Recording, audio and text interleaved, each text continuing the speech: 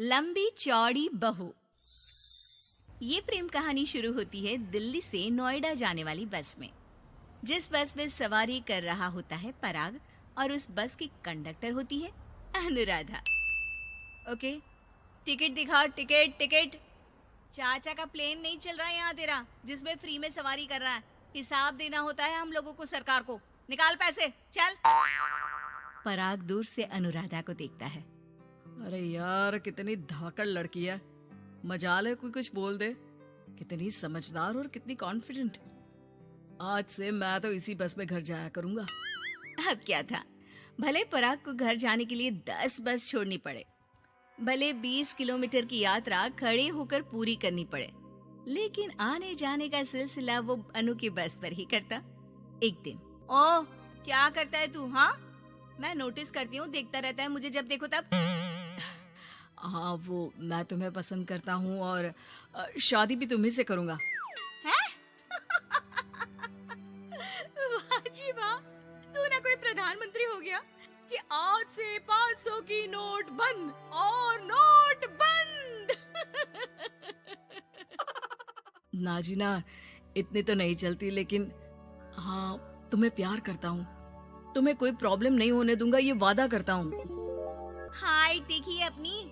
मेरे लिए कोई ऐसा लड़का चाहिए जो मेरी तरह लंबा चौड़ा हो। अरे जोड़ी भी तभी अच्छी लगती है। जरूरी नहीं है, जो आपको खुश रखे, आपकी इमोशंस को समझे और आपसे बहुत सारा प्यार करे, जोड़ी तो उसी के साथ अच्छी लगती है। फिर क्या था, हीरोइन को हीरो से प्यार हो जाता है और दोनों शादी कर लेते हैं। शादी के बाद, देख, अब तो इस घर की बहू है। अगर समझ गई है तो ये कंडक्टर वाली ड्रेस पहनकर घर से निकलने की जरूरत नहीं है। पराग अच्छा कमाता है तो तेरी नौकरी की भी जरूरत नहीं है हम लोगों को। अरे कैसी बात कर रही है माँ जी? यूँ कोई सरकारी नौकरी छोड़ता है क्या? और जब मेरी नौकरी लगी थी, मेरी अम्मा कितनी खुश हुई थी पता है? मैं तो नौकरी करूंगी। अरे नौकरी करेगी तो डंडे से मारूंगी, और हाँ, जो निकली घर से बाहर ना तो हाथ पैर तोड़ दूंगी और घर से बाहर निकाल दूंगी, देख लेना। अनु को समझ में नहीं आता कि वो सास को कैसे समझाए कि सरकारी नौकरी लगना आसान बात नहीं होती और उसने इस नौकरी को पाने के लिए कितनी हार्ड वर्क की थी। रात को अनु पराग से बात करती है। देखो पराग, मैं नौकरी करना चाहती हूँ। मुझे नहीं पता था कि तुम्हारी माँ को मेरी नौकरी से प्रॉब्लम होगी, वरना। सी बात नहीं है, मैं माँ को समझाता हूँ। अगले रोज, देखो माँ, महंगाई का जमाना है और मेरी प्राइवेट नौकरी है। आज है कल का पता नहीं। वैसे भी अनु की सैलरी मेरी सैलरी के बराबर है।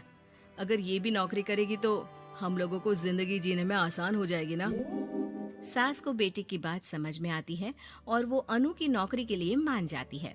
अगले रोज, बेटा बहू, तुम लोगों को लेकर मुझे कुल देवी के दर्शन के लिए जाना है, तो रविवार को दोनों सुबह ही तैयार हो जाना।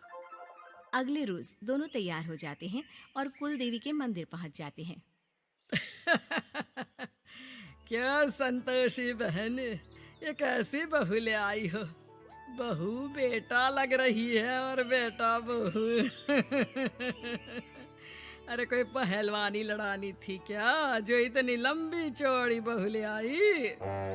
अब क्या बताए पंडित जी, जो बेटे ने पसंद किया हमने उसे हाँ कर दी।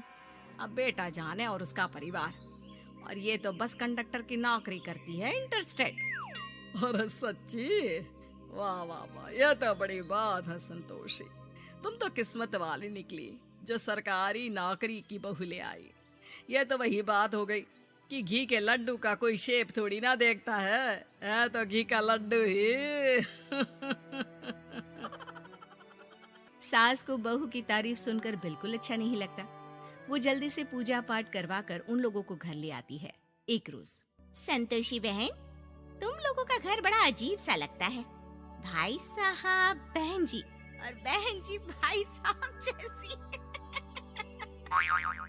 अरे बस किया कर, सरकारी नौकरी देखी तो हाँ बोल दिया, और इतना भी क्या, पैसे की चिंता। चलती हूँ, खाना बनाना है। क्यों, बहू नहीं बनाती क्या खाना? अरे नहीं, वो तो नौकरी करने जाती है ना, तो उसके आने से पहले खाना बना देना पड़ता है। वरना पता है ना, आजकल की लड़कियों की ज़बान कितनी लंबी होती है। तेरी बहू की तो कुर्सी तोड़ने वाली नौकरी है। यहाँ बैठती है जैसे उठकर ऑफिस में बैठ जाती है, फिर क्यों थक जाती है कि खाना भी नहीं बना पाती। मेरी बहू भले कंडक्टर है, लंबी चौड़ी, लेकिन बता रही हूँ, सारा दिन सवारी से मत्था पच्ची करती है। लेकिन मजाल है, शादी के बाद एक दिन भी मुझे किचन में जाने दिया हो ना जी ना। दोनों पड़ोसन वहां से चली जाती है। सास बाजार जाती है और एक ट्रेड मशीन ले आती है। अरे माँ जी, इस उम्र में आप घर पर जिम खोलेंगी? अरे तेरे लिए लाई हूँ, रोज चलाकर 2 घंटे इस पर पतली हो जाएगी। और खाना कम खाया कर, जब देखो बकरी की तरह मुंह चलता रहता है तेरा। वाह जी वाह, एक ही तो शौक है खाना खाने का, वो भी रोक दो। हाँ, लेकिन सास तो सास थी। बहू के खाने से लेकर एक्सरसाइज सबका हिसाब किताब रखने लगती है। अरे मैं मोहल्ले वालों को बताकर रहूंगी कि मेरी बहू भी शिल्पा शेट्टी की तरह पतली हो सकती है। वही बहू बस में जब सवारी का टिकट काट रही होती है, उसे चक्कर आ जाता है और वो गिर जाती है। सवारी हैरान परेशान हो जाती है और ड्राइवर को वहां बुलाती है। अरे शहर नहीं थी हमारे कंडक्टर साहिबा, लेकिन जब से शादी हुई है बकरी बन गई है। सास को तो बस इनके खाने की ही लगी रहती है। ड्राइवर बस में बिठाकर बहू को घर छोड़ आता है और सास को कहता है, अरे पता है आपकी बहू कितनी धाकड़ है, किसी को बात करने से पहले 4 बार सोचना पड़ता है कि बोले या ना बोले, कहीं झापड़ ना पड़ जाए। और आप है कि इन्हें बकरी बनाने में लगी है। अरे चुप, निकल यहाँ से। मेरी बहू है, मैं इसे बकरी बनाऊं या फिर गीदड़, तुम्हें क्या पता लोग कैसा मजाक उड़ाते हैं कि बहू इनकी बस की कंडक्टर है। बोलो, मुझे कैसा लगता होगा? अरे काम तो काम होता है माँ जी, वो छोटा या बड़ा नहीं होता। खैर जैसी आपकी मर्जी, चलता हूँ मैं, नमस्ते। ड्राइवर वहां से चला जाता है। बहू ठीक हो जाती है। एक बार आधी रात को कोई संतोषी का दरवाजा खटखटाता है। अरे इतनी रात में कौन आ गया? मेरा घर है, कोई पुलिस स्टेशन की घंटी नहीं जो बजाए जा रहे हो। खोल रही हो दरवाजा। जैसे ही दरवाजा खुलता है, सामने वही पड़ोसन खड़ी होती है जो अनु की कुछ दिन पहले बुराई कर रही थी।